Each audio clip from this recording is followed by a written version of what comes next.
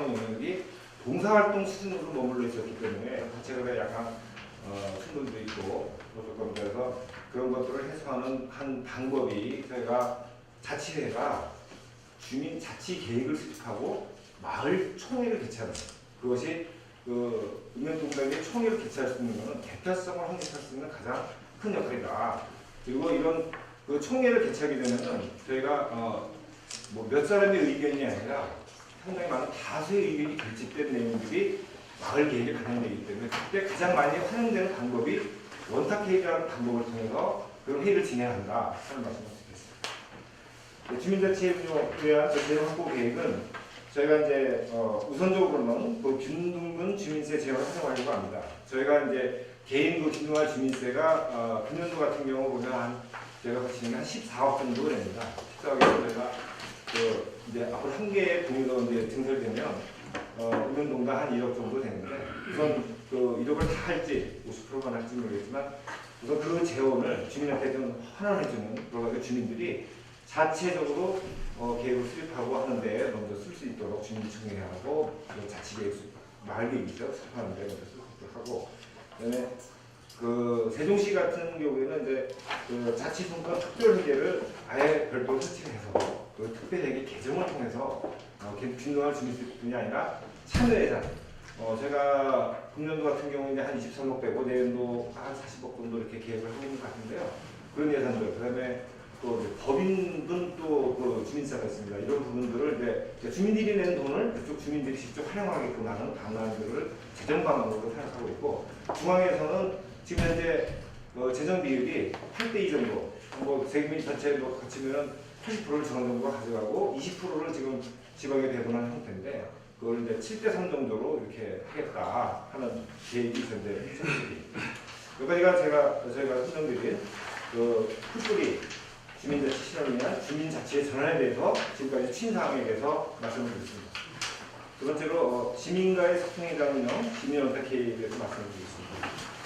원탁회의는 우선 지역사회 화합과 또 발전을 위한 양방향 소통 기반을 마련하기 위한 것이다 하는 것입니다. 또 소통과 토론에 기반한 수기 민주주의 중심의 시민 참여 확산을 설계하는 것입니다. 또 추진 배경은 민선 7기의 또 공약사항으로 출발했습니다. 그리고 지역의 주요 현황과 공통 주제를 가지고 많은 시민과 함께 큰 자리에 모여서 토론을 통해 정책을 결정하고 또 시민의 소통과 참여로 지역의 공동체 의식을 회복하고 합의에 의한 정책 결정을 통한 정책 집행에 팀을 확보할 수 있다는 장점이 있고 시민과 행정의 만족도가 높아서 최근 그 자치단체에서 활발하게 좀 많이 활용되고 있는 그런 제도라고 하겠습니다. 추진 방법은 제가 그 시민원탁회의 추진위원회를 구성했고요. 또 원탁회의 추진위원회에서는 이제 토론 주제를 선정하게 됩니다. 토론 주제에 따라서는 지역별, 또 계층별, 연령별 다양한 시민과 이해 관계자 전문가 등의 참여를 위해서 참가자 모집을 공모를 통해서 하고 참가자 공모된 그 참가자에게 사전 조사를 저희가 실시해서 그 사전에 쟁점을 먼저 도출시키고 세부 토론 주제를 선정한 다음에 원탁회의 당일날에는 이제 각 테이블별로 우리가 500인 기준으로 하면 이제 50개 테이블이 10명씩 해서 이렇게 테이블이 필요가 있습니다.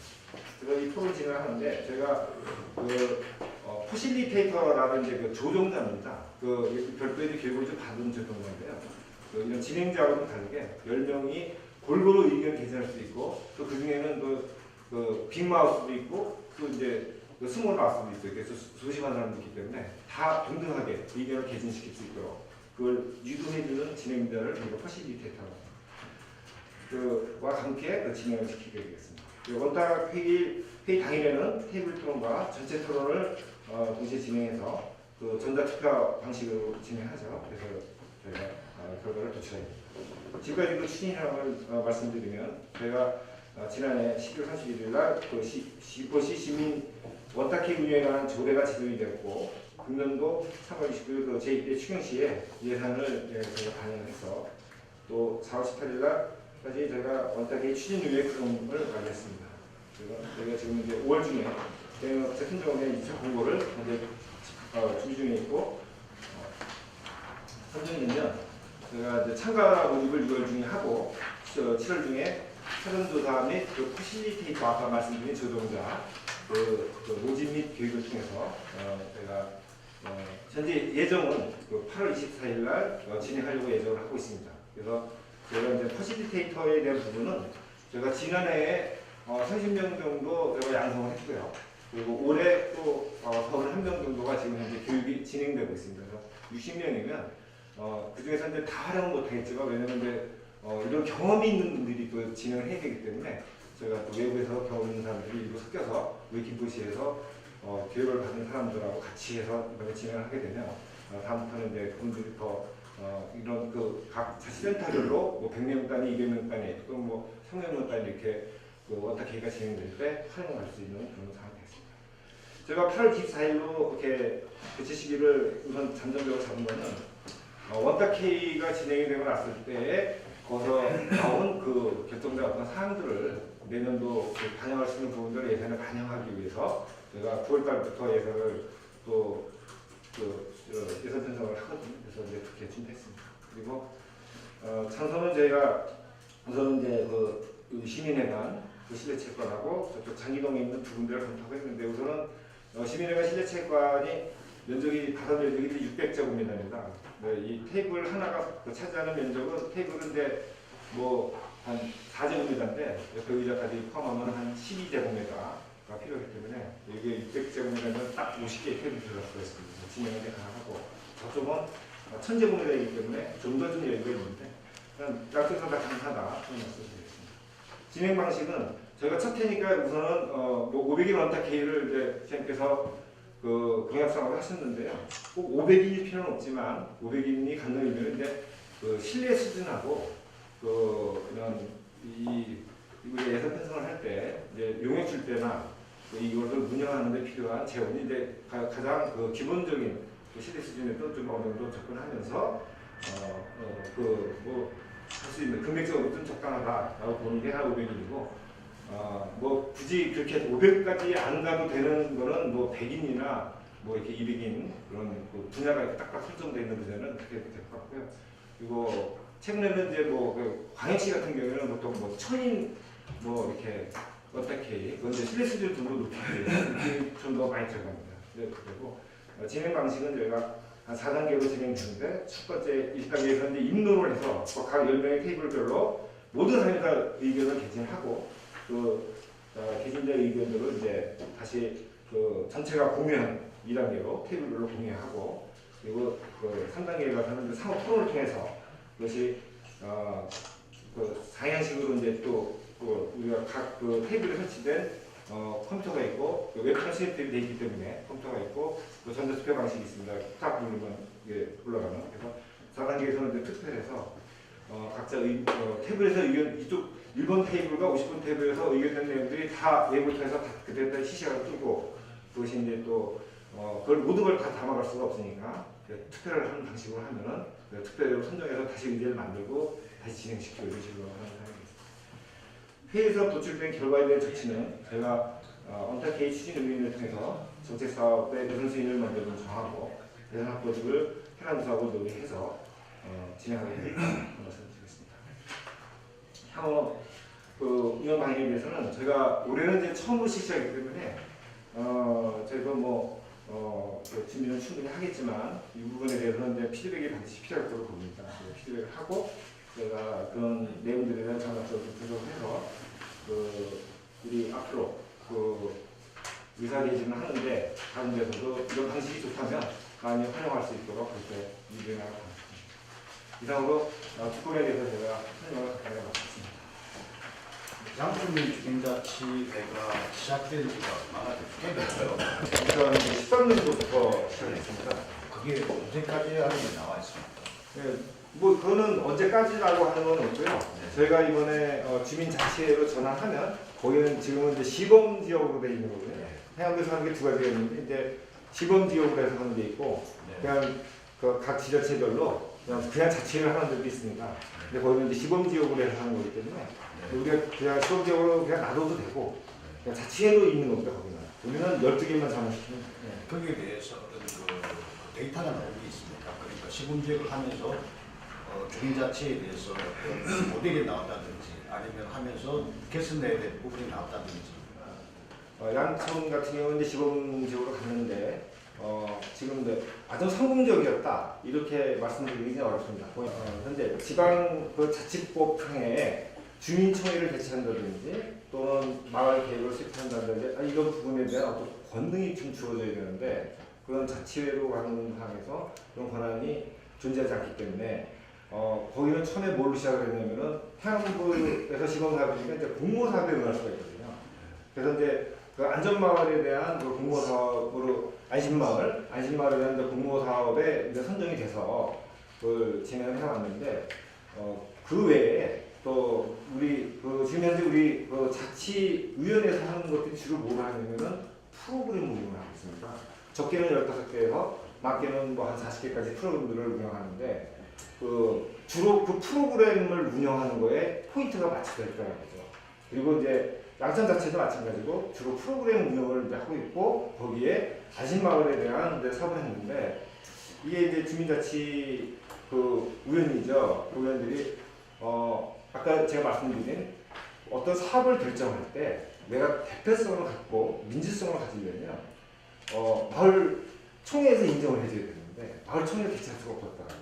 그래서 마을 계획을 수립하려면 그 마을 계획단이라는 걸 만들어서 각자 그 마을에 있는 자원을 조사하고 그 자원들에 대한 건 여러 가지 나옵니다. 그럼 자원 조사하고 사업도 여러 가지 나오죠. 우리가 뭐 도로포장부터 해서 뭐 가로등 설치, 그다음에 또 문화에 대한 어떤 축제 행사라든지 이렇게 쭉 나오면 그 중에서 어떤 부분은 중앙 단위, 도 단위 이상에서 해야 될 사업도 나오고 또 시에서 해결될 사업이 나오고 또 읍면동에 해야 될 사업이 나오면 그거를 이렇게 분류를 해서 총회 아까 원탁 개인화를 거쳐서 총회에서 승인된 그 서류를 첨부해서 같이 이제 보내주면은 이제 그런 사업들이 좀 더 확정성이 높아지게 진행이 됩니다. 근데 그런 것들 했는데 그런 것들은 안 했다는 거죠. 그리고 우리가 이제 공모사업이 요즘은 이제 중앙에서 대세로 많이 나옵니다. 공모사업도 보면은 주민총회를 거쳐서 신청을 하기 우선순위를 정해서 신청이 되면은 먼저 선정되는 조건가 있습니다. 그래서 그런 과정을 안 하는 회사다 보니까 공모사업도 단위적으로 거쳐서 그 아줌마를 사업 끝나고 나니까 그냥 흐지부지. 그리고 사업을 할 때도 몇 명, 관심 있는 몇 명만 참여하게 되고 하다 보니까 공사에 의존해서 하다 보니까 이게 조금 지나고 나서는 이제 좀 그것이 활성화되지는 못했다. 소득이 있었다 그러면은 저희가 그 마을 신문을 발행합니다. 그러니까 마을 신문을 발행한다는 얘기는 마을에 있는 자원을 조사하는 겁니다. 왜냐면 이제 어디에 어떤 사람이 와서 기업을 하고 있고 어떤 문화재가 있고 우리 도로 현황은 어떻고 사람들은 어떤 사람들이 있고 이것까지는 안다는 거죠. 그럼 앞으로 가능성이 있다. 그러니까 지금까지는 좀 뭐가 활발성이 있게 진행이 안 됐지만 앞으로는 그 마을 자원이 있는 거를 잘 엮어서 부분도 잘 엮어서 뭔가를 해줘야만 그것이 이제 그 효과가 나오게 되거든요. 아마 그런 부분에 있어서는 꼭 실패했다고 보기는 어렵습니다. 주민자치를 전환시키기 위해서 네. 그동안의 시행착오라든지 나타난 문제점들을 다 파악을 해가지고 전체 자치회를 전환하는 데 있어서 어떤 거기에서 얻은 기업은 그렇죠. 그런 부분이 충분히 데이터화돼 있어야 되지 않느냐 하는 생각이 저희가 이제 주민자치회를 갔을 때 가장 중요한 게 어느 한 그 열정이 있는 어떤 개인이 열심히 해서 잘 되는 데가 맞습니다. 지금 전국적으로 보면. 근데 저는 그거보다는 어떠한 개인이 아니더라도 좀 시스템화되어 있으면 좋겠다는 거죠. 그러니까 누가 가서 그 자리에 가서 앉더라도 어떤 아주 큰 열정이 아니더라도 그 시스템으로 작동이 되게끔 해주는 게 좋겠더라. 그래서 저희는 생각하는 게 시스템이고 그 시스템이 작동되도록 하는 거는 결국은 주민 참여가 들어가요. 주민이 참여 없이는 시스템이 작동이 안 한다. 그래서 그 두 분에 대한 저희가 교훈을 얻었고 그 교훈을 보강하기 위해서 저희가 시스템을 작동하기 위해 그리고 그 시스템이 작동하려면 주민 참여가 필요하다. 주민 참여를 어떻게 공사로만 의존할 거냐 아니면은 어떤 일정 부분 페이를 지급해야 되느냐 하는 부분을 제가 같이 고민해 나가겠습니다. 네. 저희 김포가 한강 신도시와 북부권하고 이제 네. 차별화된 네. 이제 좀 괴리된 부분들이 있지 않습니까? 근데 네. 주민자치도 네. 원탁회의를 하던 어떤 네. 상황이 되든 제 입장에서는 네. 이런 지금 얼마 안 됐지만 이런 걸 네. 계획하고 했을 때 네. 앞으로는 그런 차별화된, 그러니까 좀 다른 거에 대해서 파악된 문제잖아요. 네. 그러니까 분명히 논의될 게 다를 거란 얘기예요. 네. 그러니까 무조건 원탁회의를 하고 뭐 한 공간에서 논의하고 이런 네. 것보다는 네. 실질적인 뭔가 사실은 어쩌면 주제를 그분들한테는 어쩌면 주는 것부터 시작을 해야 되지 않을까 그렇죠. 그런 네. 생각도 들고요. 그리고 저는 늘 개인적인 생각에 주민자치위원들 간에 뭐 투표로 인해서 논쟁과 뭐 무슨 문제들이 있을 때 네. 이제는 이게 무슨 풀뿌리 뭐 주민자치 참 내용은 좋지만 그들 안에서의 내락 문제 같은 거를 사실은 이제는 이제 관계자들이 좀 개입을 해서 성숙되는 계기가 될 거라고 생각합니다. 그래서 이제는 그러니까 앞으로 그 비전을 얘기하는 것도 있지만 그동안의 문제점 알고 있잖아요. 그런 네. 거를 좀 체크를 하시고 네. 다음에는 그러니까 우리에게도 그런 논의된 다른 상황에 대해서도 좀 알려주시면 더 네. 효율적인 상황이 될 것 같습니다. 저도 이제 그 동장 시절에 보니까 그 지금 현재 어떻게 되어 있냐면 주민자치위원을 뽑는 과정이 이제 그 읍면동에 이제 읍면동장이 그 심사위원회를 구성해서 심사위원회에서 이제 이렇게 선정하게 돼 있더라고요. 근데 문제가 뭐냐면 5명을 뽑는데 이제 10명이 왔어요. 근데 5명이 떨어졌는데 이 떨어진 사람들이 아주 그 강한 불쾌감이나 또 내지는 뭐 이런 걸 또 이렇게 표출하게 되면은 상당히 또 오히려 갈등으로 가더라는 그런 갈등을 새로운 갈등으로 가기 때문에 그 저희가 지금 그 고려하고 있는 것 중에 하나는 뭐냐면 이제 분야를 좀 나누고 그 분야 안에서 이제 추첨제 방식 네, 그 추첨을 이제 관리해주는 심사위원들이 하는 방안이죠. 뭐 이것도 같이 검토되고 있습니다. 왜냐면 이 여러 가지 장점이 추천제라는 게 여러 가지 장점이 있는데 뭐 미달이면 추첨할 필요 없겠지만 이제 남았을 때 추첨이 되면 뭐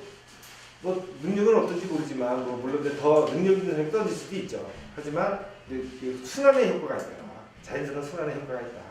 뭐 붙박이장이 안 생긴다 쉽게 말하면 그래서 이제 그런 순환의 효과도 있고 그래서 물론 이제 그거는 예정을 좀 둬야 될 것 같아요. 또 어느 지역에 가면은 인력이 부재한 데도 있어서 그 뭐 그렇게 아니 사람도 없는데 다들이 다 노인밖에 없는데 뭐 젊은 사람이라고 다 부착 사람들 일할 사람밖에 없는데 또 뭐 추첨을 하냐 이런 거 그러니까 뭐 그걸 다 같이 저희가 시가 제안하는 것보다 이번에 저희가 조례부터 주민들이 스스로 같이 담론을 해서 할 수 있도록 저희가 장을 그렇게 열어나가고 있습니다. 네, 거기 남부 타임즈입니다. 네. 이승기 기자고요. 네. 다름이 아니고 그럼 만약에 그 각 마을의 공동체가 네. 활성화를 한다고 그러면 주제가 선정이 돼야 될 거 아닙니까? 네. 그럼 마을마다 12개 마을이면 12개 마을에서 각자 그 마을의 장단점을 살려서 네. 주제가 나오고 거기에 이제 발표를 해서 거기에 지원 사업이 되든 공모 사업이 되든 그렇게 네. 갈 예정이신가요? 그러니까 이제 아니면은 주제를 이 군에서 줘가지고 그걸 발표할 수 있게끔 만드는 건가요?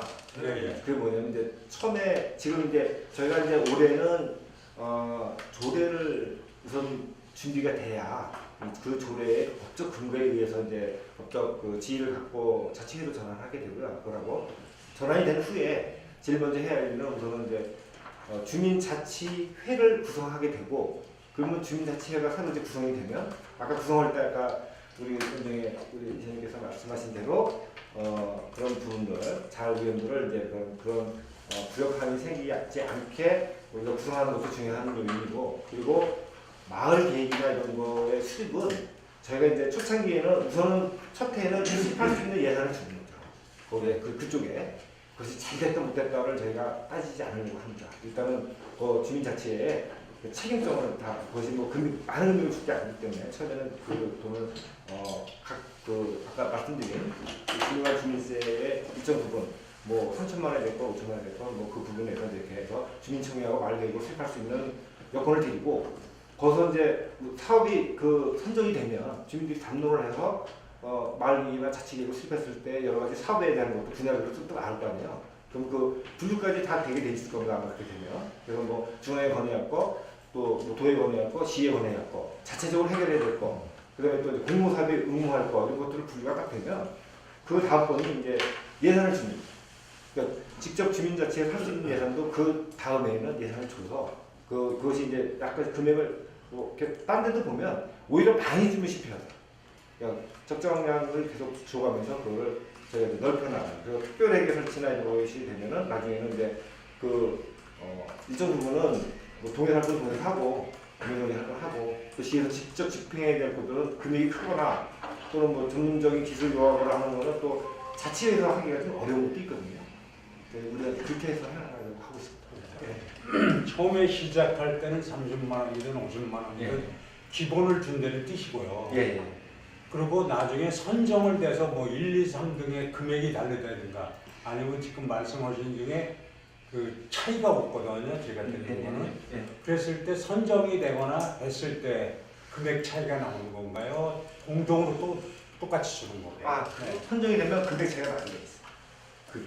선정된 그 위에 이제 우리 지에서 하는 공모사업도 될 수도 있고 또 도나 중앙에서 하는 그 공모 지금 이제 경기도 같은 경우에도 지금 그 주민자치의 공모사업을 응모하려는 거 같잖아요. 근데 우리는 지금 응모하고 싶어도 준비가 안 되는 거예요, 이게. 사람들이. 그런 과정을 마을 뭐 계획이나 뭐 총회를 통해서 뭔가를 주민들이 합의된 뭔가 사업을 갖다 구상을 해놨어야 되는데 지금 안 됐다고 시작을 못 하는데 되면은 그거는 그때 상황이 달라집니다. 금액은 다 달라지게 되고요. 기본 금액은 일정 부분도 줄 거고요.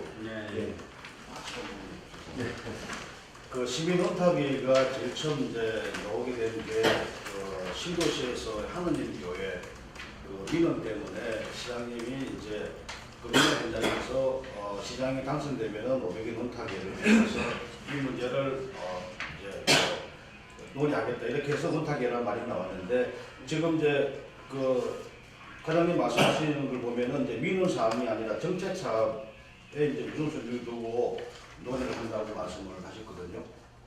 예. 근데 우리가 보통 이게 첫 장에 보면은 지역사회 화합과 발전을 할 때 이게는 민원과 관련된 부분도 많이 포함될 수가 있어요. 그러니까 그 부분은 완전히 제외되고 정책 부분만 그 토론의 안건으로 이제 그 논의가 되는 건가요? 그런 부분들 뭐 선생님께서 목표학상 이제 배경에 대해서 잘 모르겠는데 어쨌든 이제 그 저희가 아마 선생님께서도 그쪽에서 이제 제안을 했기 때문에 이제 수용하신 것 같고요. 저희가 원탁회의하고 다른 방식이 이제 세 가지가 있는데 이제 우리가 이제 잘 아시다시피 이해관계가 있는 경우 이거를 뭐 할 거냐 말 거냐 막 이런 거를 할 때 보면은 OS 문제가 나올 수가 있잖아요. 근데 이럴 때 주로 우리가 하는 게 시민 배심원제라는 제도가 있습니다. 그래서 시민 중에서 이해관계가 있는 시민들하고 이해관계 없는 시민들을 같이 이렇게 해서 배심원을 구성해서 그 배심원제를 통해서 그걸 판결을 하는 형태로 해갖고 시민 판결이죠. 시민 판결을 해서 결정하는 거고 또 두 번째가 공론조사 방법이 있습니다. 보통 이제 이해관계가 있을 경우 그래서 이해관계가 서로 그 이해 충돌을 해결하는 방법은 그런 공론조사를 통해서 이제 하는데 그게 좀 효과적이다. 그리고 이제 원탁회의는 실질적으로는 이제 그렇게 이해관계가 있는 또는 법적 분쟁 상태에 있거나 뭐 이런 걸 해결하는 데 적합한 제도라고 보지는 않습니다. 다른 이제 그래서 저희가 좀 적합한 곳에 적합한 그 회의를 진행한다는 얘기고 만약에 이제 아까 말씀하신 그런 부분들은 저희가 여러 채널이 있기 때문에 물론 원탁회의를 완전히 개정은 아니지만 뭐 그것도 꼭 해결할까 그러면 뭐 필요해서 해야 되겠죠. 하나님 교회가 문제가 매듭된 거는 법적으로 허가가 타당했기 때문에 일단 종결이 됐고요. 여기 이제 정책 사업이라면은 여기 이제 오시는 분들이 여러 가지 정책 사업에 대한 안을 막 제시할 수가 있는데 이게 정책 사업이라는 게 김포시 의지를만 가지고도 되는 게 있고 안 되는 것이 있단 말입니다. 그러면 개인이 막 꿈꾸는 거는 다양한 걸 꿈꿀 수가 있는데 뭐 경기도 입장, 정부 입장에 따라 가지고 수용이 될지 안 될지. 그러면 이제 500일 그 원탁회의가 1년에 한 번 하는 거 아닙니까? 꼭 한 번으로 정해져 있지는 않고요. 저희가 이제 한 번 이상. 이런 상황에서 이번에 그 8,100만 원은 이번에 하는 행사에 들어가는 예산 아닙니까? 그렇습니다. 한 번 행사에 8,100만 원은 너무 과도한 예산 아닙니까? 저희 이제 이 전체에서는 이제 우리가 그 8,100 중에 이제 7,500이 이제 저희가 원택회에 들어가는 건데 그 중에 이제 저희가 7천만 원 정도가 원택회에 들어가고 이제 500만 원은 이제 각종 이제 포터라든지 여러 가지 준비하는 준비 과정에 들어가고 그다음에 나머지 금액은 이제 저희가 그 원택회 운영위원회를 이제 월 1회 개최할 때 들어가는 위원회인데 수당이거든요. 같이 묶여서 그런데 이거는 원택회만 가지고는 이제 7,500으로 저희가 진행할 거고요. 전체적으로 원택회에 지금은 이제 필요한 장비가 각 그 50개 테이블에 이제 컴퓨터 모니터하고 투표 장치, 그 중앙에 메인 이제 화면 대형 화면이 이제 필요하고 실력 테이터가 50명이 필요하고 또 이것을 진행하는 데 필요한 전체 이제 전문가 그룹이 이제 필요하기 때문에 또 사전조사에 들어가는 비용 이런 것이 다 포함되어 있죠. 사전조사라는 게 이제 일정 부분 설문조사하고 비슷한 거죠. 그리고 그런 비용들이기 때문에 이제 용역비하고 비교를 해보면 부터 우리가 이제 용역하고 좀 다른데 이제 용역은 전문가 집단한테 이제 맡기는 거거든요. 어떤 사업을 추진해야 되기 때문에 용역비보다 뭐 굳이 아주 적지는 않지만 좀 비용이 그래서 500인 원택 중에서 때가 가장 그 가성비가 좋다. 그 이상은 어떤 다른 생각도 해봐야 된다. 뭐 그런 건데. 한국에서 처음 실시하는 것만큼 어떤 이 성공 여부에 따라 가지고 모델이 될 수도 있고. 정부에서 처음은 아닙니다. 아닙니까? 지금 2013년 이런 때부터 지금은 원탁회의가 서울대로 수시로 열립니다. 예. 네. 저희가 이제 최근에 이제 그 광주 광역시 같은 경우에는 이제 그 자원봉사, 요즘들 자원봉사도 굉장히 중요하게 생각하거든요. 뭐 선진국은 40% 이상 국민이 참여한다는데 저희는 이제 뭐 한 15% 정도 이렇게 참여하는데 자원봉사 종합계획을 수립할 때 1,000인 원탁회의가 있습니다. 뭐 이제 필요한 경우에는 인원은 이제 필요에 따라서 신뢰 수준을 높이기 위해서 하는 거지. 우리가 뭐 인원이 이렇게 뭐 500인이다 이렇게 딱 한정하는 거는 이제 그 어떤 논의 대상이 뭐 이렇게 각 읍면동 단위에 가서는 굳이 뭐 500인이 이렇게 할 필요는 없지 않나 하는 생각이 듭니다. 실제로 이제 최근에 많이 제한되는 거 보면 100인, 200인이 더 많더라는 겁니다. 예, 또 질문 주십시오.